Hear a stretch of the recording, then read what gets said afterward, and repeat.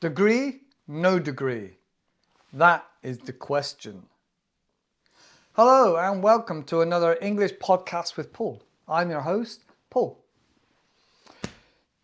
Again, as always, unedited, unscripted, but I do have some notes to be more professional. Right, so today what we are looking at, let's move you a little bit closer.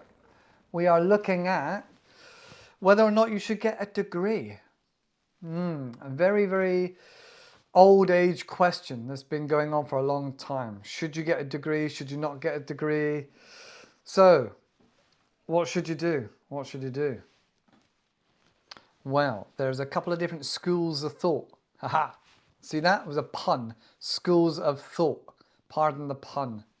Schools of thought. Right. Because we're talking about education. Schools. Right then. So if you go to university, it's alleged that you can potentially earn more money over your future career. You know, maybe you'll get up to CEO, maybe you'll work your way up the career ladder. I don't know. It's said that you can earn more money as a professional. But the reason I ask this, and the reason why we bring this up, is because of the pandemic. So many people have had to work online, and so many people have had to have education classes online. And online learning is becoming more and more popular. More and more popular are accepting that that's a way of getting your education, your knowledge. And so there seems to be less value in connecting and meeting with other human beings and living in dormitories, and that experience seems to have less value now. So that's the main reason why many people are asking this question.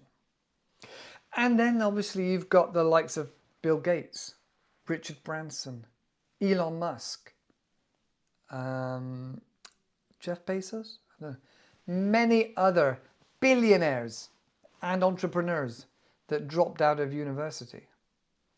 So being an extraordinary person doesn't mean you have to go to university.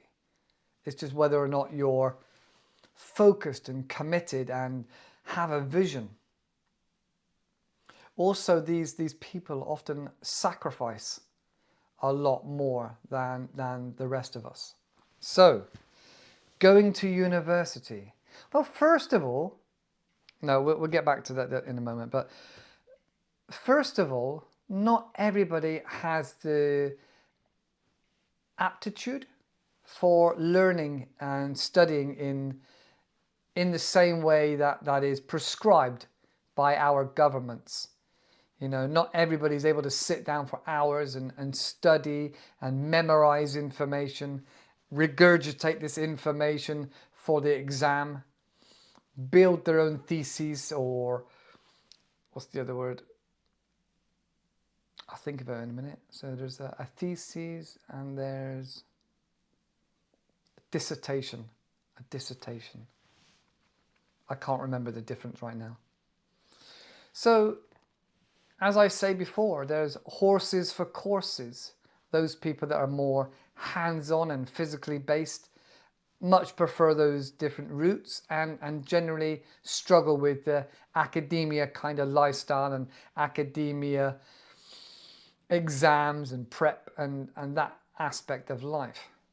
So, should you get a degree? Shouldn't you get a degree? Well, the universities and the colleges are quite a powerful force. In regards, let's just take America for example. The universities and college, the education systems have a lot of power over policies with different parties, the government and political parties. So for example, they may introduce laws or they may help push laws through that perpetuate this education mill, this degree mill of new students coming in the door, ka-ching, ka-ching, ka-ching, lots and lots and lots of money, students going out the door with a degree. So there's many aspects to unravel here, like the fact that a degree is becoming less and less valuable because so many people have a degree. So many young people have a degree. They say, I can't get a job. I need at least a master's. So you have a degree, doesn't guarantee you a job. So then you go and get a master's, which is more money and more time in education. You're still not guaranteed a job. Then you do maybe a year of voluntary work plus your master's, and maybe you're still not guaranteed a job. Then you end up thinking, well, I just as well go for a doctorate. You're pretty sure to be getting a job at least with a doctorate. But at what cost? What cost? You could be looking at over 10 years of your adult life, time you finish your doctorate and your master's and your degree. Easy. What are we talking? An average degree is between 3 and 4 years. Let's just say 4 years. And then a master's degree, that's 1 to 2 years. So again, let's potentially say 4 years for the degree, 2 years for the master's, that's 6 years. And then it's easily 3 years, maybe 4 years for your doctorate. And then you can also have what they called postdoctorate, where you spend a year, I think they call it a tenure time at a college or university in another city or even another country, maybe another country. So yeah, it's easy to look at 10 years to get your doctorate. And how much is that going to cost you? Over 100,000? Quite possibly, yeah. I think the average mediocre degree, well, I say mediocre, the average degree that is not in a high profession like a lawyer or, I don't know, let's just say lawyer for now. There's not a high paying profession like a lawyer or solicitor in England.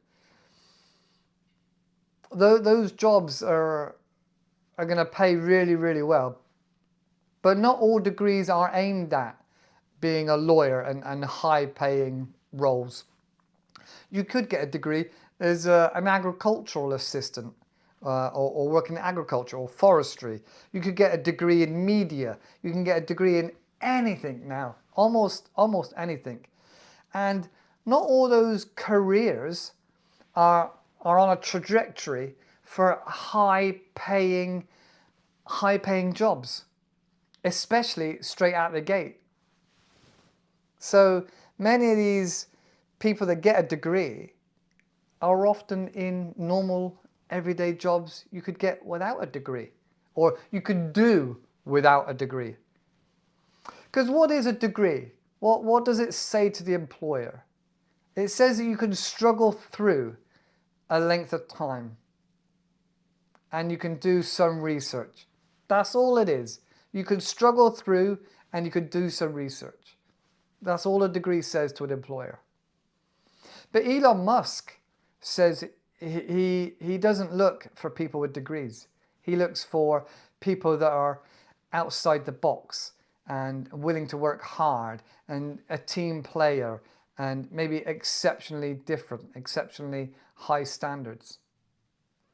So the degree and the college and education was originally built to help mold young people into employees, to help the employer.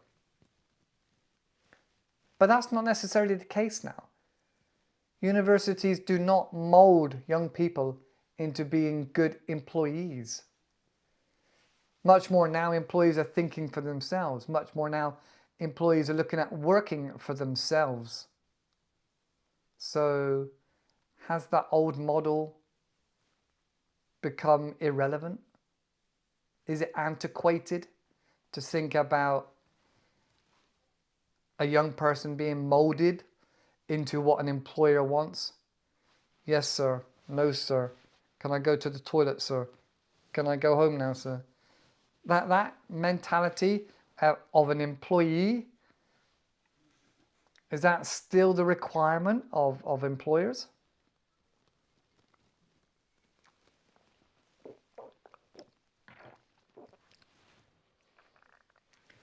Like I said, there's a lot of different things this day and age. Not just what is the needs of the employer, but what is the needs of the young person? And what does the young person need? What do they want? Well, one of the downsides of having a degree is that you kind of commit to one career. You're investing a lot of money and a good chunk of time into a career that you don't know if you're going to really enjoy when you get to the workforce, when you get to the cutting edge of it, when you get to the cutting face of that industry. Are you going to enjoy it? Can you see a real future for yourself? Even if you don't enjoy it, can you see that you're going to make a lot of money at it? So, you don't mind maybe doing a job that you're not interested in or a career that you have no interest in if it's for the short term of making a lot of money, So, for example, things like working on an oil rig or working in an underground mine. It's not most people's dream, but if you can make tons of money for, say, 5 to 10 years of your life and then get out of it, retire, then why not? That's something you can accept. But if it's the other way around, if it's a career that you might like, you might think it's okay, you might be able to have a good job, but it's going to take you 30 years to get to the top. Time you've paid off your student loans, and then you buy an apartment, and then you're having a family, and then there's only one of you bringing in money, and then you're paying off for your house. Maybe you got a mortgage. That's a lot of ifs and buts and hopes that you're going to be slowly increasing, because that is the American dream, that is the English dream, that is the Western dream, that in time you can work your way up, build your finances, build everything up over time, so that you get to retire at a young age, say 60. Many of you are screaming and saying, no, I want to retire at 50. But retiring at 60 with a big house that you can sell, maybe a good career where you've banked a lot of money. Maybe you're planning on selling your house, your big 4-bedroom house, and your children have grown up and moved away, and you're planning on maybe living in a small bungalow, or you're planning on living on a narrowboat. Maybe you're planning on going traveling for a couple of years, and you've got that big nest, that nest egg, that safety net for you to enjoy your retirement. In the real world, though, in this day and age, that dream is really, really eroding away. There's not a lot of chance of that actually coming true. The divorce rates, the instability of every industry, there is such unpredictability in this day and age. We just mentioned about the pandemic, how that is really throwing everything up in the air and making people really question. And then you hear of pensions that disappear, go bankrupt. You can't be a responsible adult and think that you're going to have this amazing house to sell and have this amazing pension, and it's all going to be there in 30 years' time or 40 years' time, all safe and ready and looked after. Because the truth is, the government doesn't really care about you. Especially not in the West. Your government doesn't care about you. And if your pension disappears, your private pension disappears, or your house price is being sold, or you want to sell your house just when there's a recession and a housing crisis, or your industry is turned up on its head. Maybe you're in tourism and there's a pandemic for 2 years. The government don't care about you. You can lose everything that you've worked for 30 or 40 years. Gone. Gone in an instant. And that is a scary time to be in. So, like I said, with all these factors and things that can change so quickly, putting all your trust and all your eggs in one basket is very, very bad idea. Not very responsible at all. So, what we've built for ourselves and modeled for ourselves is that we should be capable of diversifying, being a little bit more dynamic and ready to change with the seasons, with what's happening in the world. Who knows? Maybe there could be a war in your country tomorrow. Could be a war in my country tomorrow. Who knows what's going to happen? It's a crazy time right now. Stability is hard to find. Hard to find. So learning to diversify and learning to be agile and move around seems to be the only stability is instability. So going back to education, going back to, should I have a degree? Should I not have a degree? Let's look at the statistics here. So some of the things they say is that if you have a degree, then you're more likely to earn more money in your lifetime. That may be the case still. That may be the case still. You can argue about it either way. Because right now in my country, trying to find a plumber, a builder, an electrician is very, very difficult. They command high prices and they pick and choose. They cherry pick their favorite jobs because they know they are in demand. Because many, many people are choosing not to get involved with the trades, the handyman trade, painter and decorator, plasterer, plumber, electrician. Young people are choosing not to get involved with these. They're filled with dreams of making money in fighting on the TV or traveling around the world and blogging about it. They're full of dreams of setting up their own business and making millions and being a billionaire. So young people are inspired to do greater things, and that's good. But also that means there becomes an opportunity for people to make money with their hands, make money doing the jobs that nobody wants to do. So there is opportunity, lots of opportunity.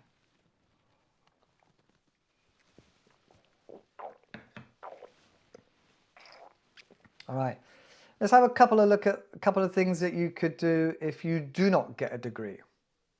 So like I said at the beginning, if you do not have a degree, then you've got the opportunity to try out a few different industries. Maybe you do a year in hospitality, and then maybe you do a year in, I don't know, transport. Maybe you want to drive a lorry or a taxi. Maybe you want to be an Uber driver. That's not everybody's dream, I'm sure. But there are opportunities to make money. At the moment, you see videos on the internet about Uber Eats in a big city.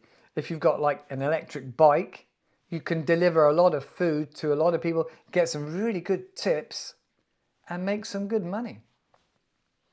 Other ways to make money without a degree is to like work on a yacht, a super yacht, or in some holiday companies. You can make a lot of money. People are being much more imaginative now with their less of a long-term career and more of a, what can I earn now? What can I maximize my skill set for now? and really bulk up some money behind me.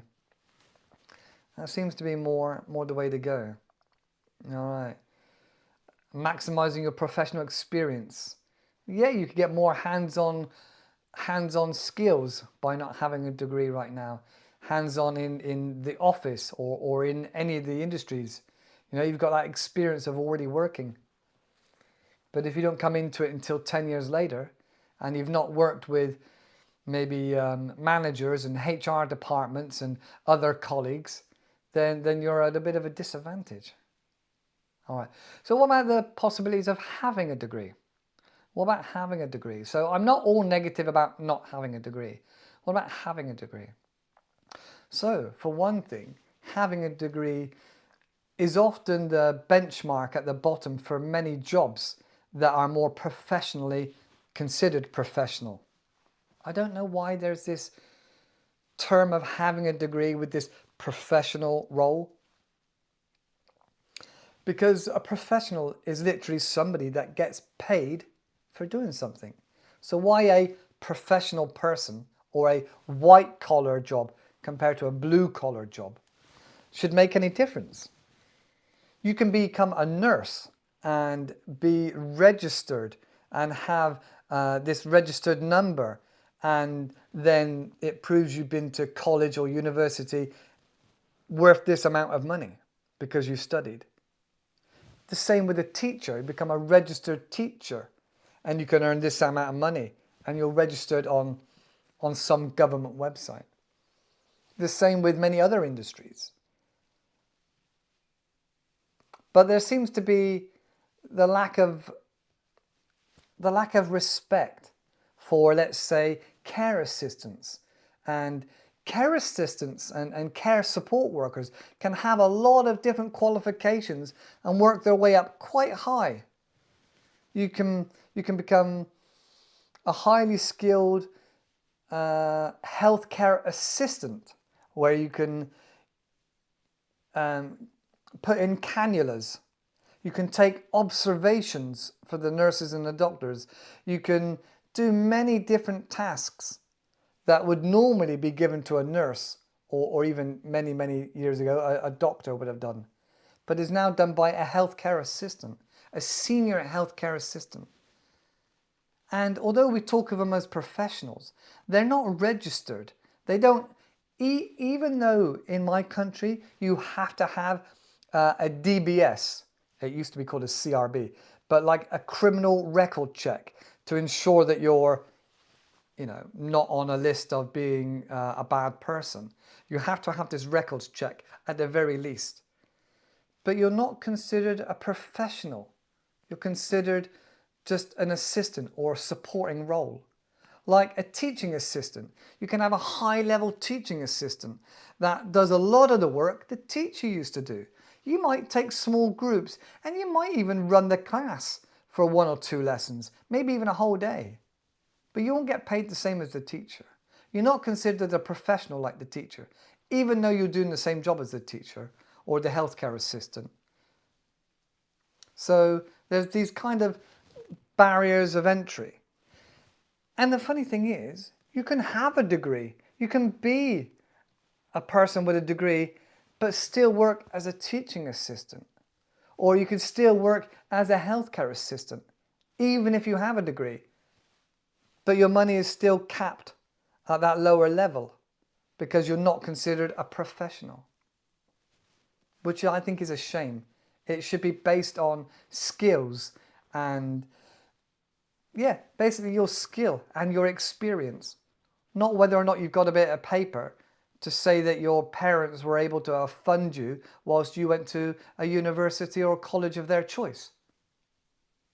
Okay, so now we're just moving on now a little bit to the benefits. So another benefit would be that you're able to travel more freely if you have a degree and get a job.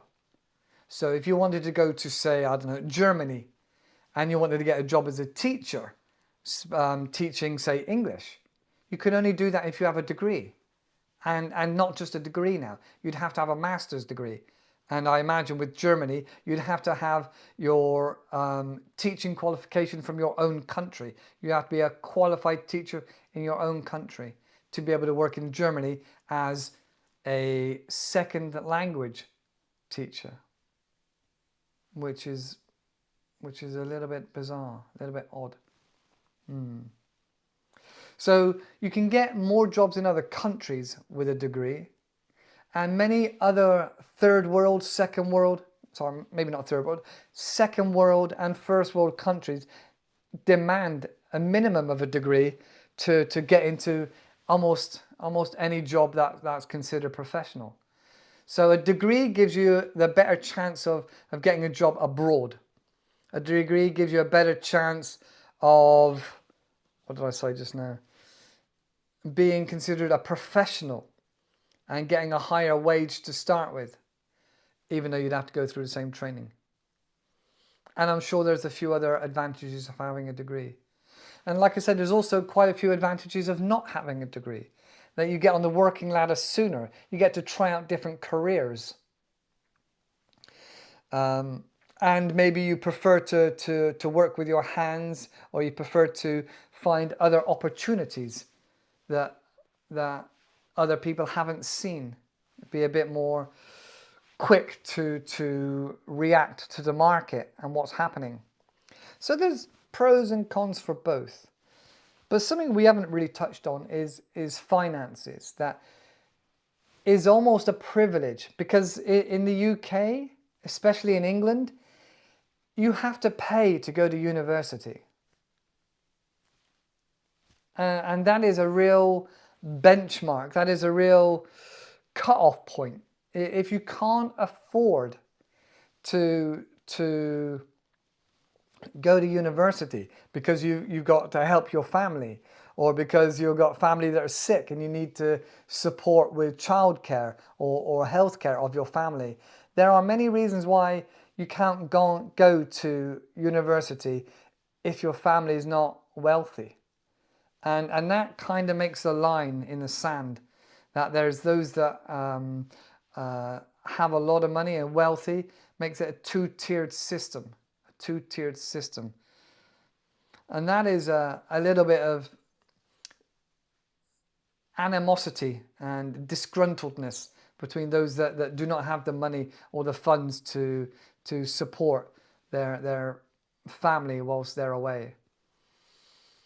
So that is a shame. That is a shame. That makes a lot of people angry. Okay. What else we got in my notes? Okay.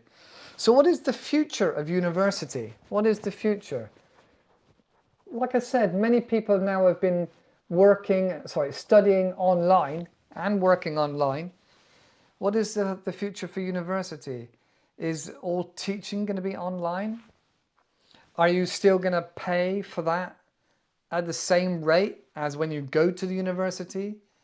When you're seeing these lectures on screen, is it still worth it that you're not going to a prestigious building? You're not connecting and networking with other families and big names and high society that may help you in the future? Because some people believe that that's one of the only values and benefits of university, and that's networking with other people that have wealthy families. Food for thought. Is it worth it? Is it financially worth it to talk to a computer screen? Now, Elon Musk says that you can learn everything online that you need to learn. You can see Stanford and other big name universities give their lectures online for free. So if you can get the same lectures for free, and you can learn through YouTube and many other Khan Academy and many other learning resources online, the exact same thing, why would you pay thousands and thousands? Interesting idea, interesting thought. Okay. So we said about value in meeting people and networking. Or would you be better off going to conferences and meeting people in the same industry as you, trying to network and connect and make friendships? Because that's what it's all about. Business is about friendships. And a lot of these businessmen talk about that and explain the benefits of being able to build a rapport and a connection with people, and having a value in your own name, you're putting your reputation on the line. And do you need everything that's in this course? Wouldn't it be nice if you could just cherry pick the modules that you need for your industry? Because often you learn about something, you think, how is that relevant to this course? How is it relevant to my life? And I've been there, and I thought, well, I don't need this. I don't want this. Okay. What is the perfect uni length, place, or mix of work? Often now in the UK we have placements. So in the UK there is only 2 ways to get a degree. Only 2 ways. Open university, which is often part-time. So maybe 4 to 8 years, maybe even longer if you want, 4 to 8 years. So that's the minimum length of time in open university. Or you can go to the university, and that'll take a minimum of 3 years for a degree.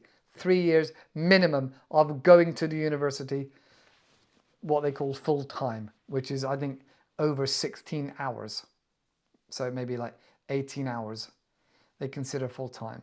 So that's the minimum. That's the only 2 ways you can do it. I'm pretty sure in the US it works more on credits and different modules that you can take to build up those credits. But you can't do that in the UK. You can't do that in England. You have to go through Open University, or you have to go to a university full-time. That's the only way. So even if you go to university full-time or part-time, there are more options now, especially for teachers, or what the government want to promote, and that is teachers at the moment. You can have a degree and the government will pay, or the school will pay, for you to go back to uni to do that master's or that PGCE, Postgraduate Certificate of Education, to become a and then you fill in a few forms and you do a couple of tests, and then you get qualified teacher status, QTS, newly qualified teacher status to start with in the first year or 2. So that is worth a lot of money. Once you have it, you can go to a private school. And I thought about that myself on a couple of occasions. But being a qualified teacher means that there is a lot of paperwork, there is a lot of administration duties, and a lot less actual teaching. So a lot of it is put out to, say, 2 teaching assistants or 3 teaching assistants and 1 teacher.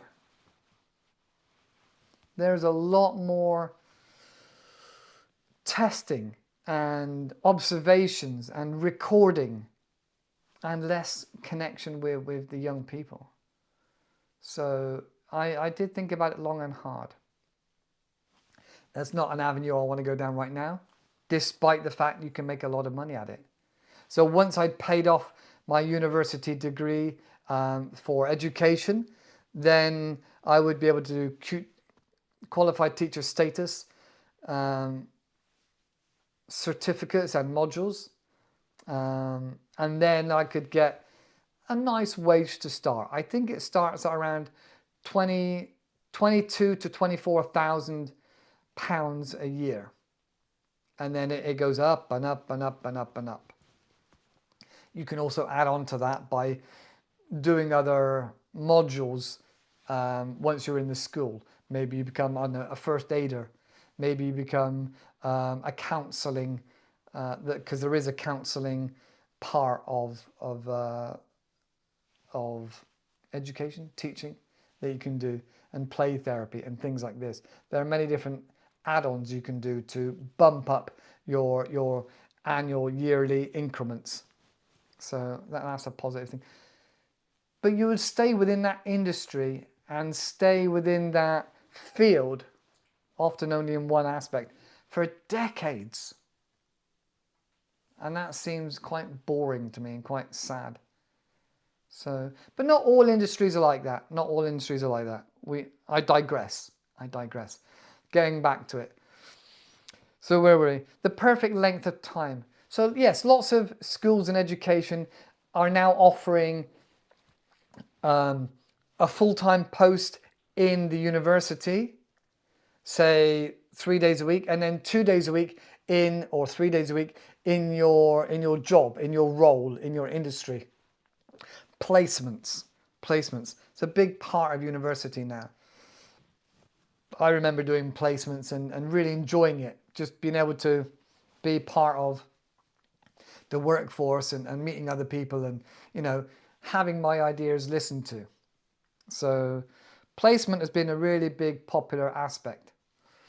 But what is the ideal mix, the ideal length, the ideal learning process? We all learn in different ways. Some people learn hands-on, some people learn visually, some people learn by reading and understanding the theory. Sometimes you need all of these together. But we all learn a bit differently. We all have to find the way that we learn the best. Okay, so that's about it really. If you have some experiences with different ways of learning, or your children have prefer a different way of learning, whether they're hands-on, whether they're academic, let me know in the comments. Let me know what you think about online learning. Have you had experiences with online classes for maybe a short course? Maybe you've done health and safety online. Let me know in the comments. Tell me what you think. I really want to know. So that's it for today. Remember, have fun. If you don't have fun, you're not going to learn English, are you? And don't forget, check out my website. Please also give a little thumbs up and a subscribe and all that malarkey. All right. See you in the next video. Take care for now. Have fun learning. Bye-bye for now.